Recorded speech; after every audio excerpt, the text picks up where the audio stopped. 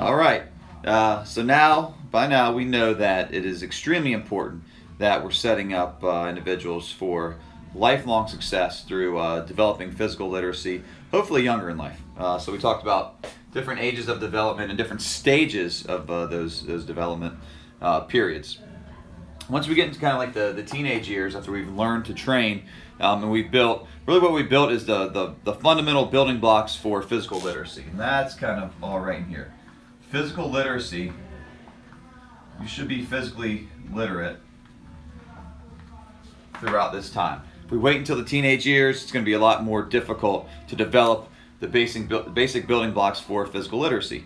Once we get to the learn to train stage and we've developed kind of the building blocks and the basics, then we're going to move into the train to train stage. And that's typically, I don't know, about 13 to 16. That's really during the adolescent growth period, and it's a really good, especially one example is like for speed development. It's like the second wave. The first wave kind of happens more in this time frame. It's that second wave where we're going to see some really serious adaptations through development of through speed training. So the train to train stage, pretty important. That's where folks are like starting to get into their sports a little bit more. Some of the sports are starting to see a little bit of early specialization there. Once we have learned to train to train, then we are training to compete. And so we hear that competition word right there. And as far as like training to compete, we'll put about 16 to 22 here. That's really where the stages of development are pretty important. Now, some folks might, parents, it's like my 6-year-old, 7-year-old, 8-year-old, they need to win everything. I'm not a big fan of either extremes, one end or the other, where everybody gets a participation trophy, or you need to at all costs win.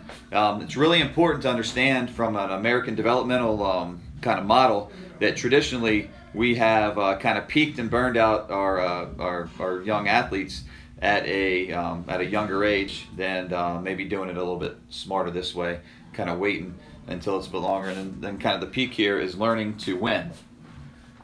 Winning. So, sorry, not learning to win, training to win. So this is where we're looking at and this is probably from 18 years plus. This is where hopefully your son or daughter, they go to play maybe at a university, or maybe they're looking at kind of like the national stage or the international stage. And when we set these things up in this order, what we're doing is we're realizing all the hard work that was put in from an athletic standpoint, from these three, from 13 on, from an athletic standpoint, we're realizing all the hard work and dedication and time and effort just a little bit later, so that we don't have burnout at like age 16, 17, 18. We don't have overuse injuries, and we don't have basically peaking from a physical standpoint. Now here's kind of the kicker here. This is all, for the most part, designed for kind of physical dominance in the sporting world. But what's the most important part of this model right here, what's the most important part, whether it's you kind of stop here from the physical literacy standpoint, you kind of play around in here, or you're one of those very small percentage of the population, we're really fortunate enough to play sports at a high level and actually do well. But what we want is active, healthy participants in exercise and physical literacy throughout lifetime, for long term, in your 20s, 30s, 40s, 50s, 60s, 70s, 80s. We want physical literacy for the long term.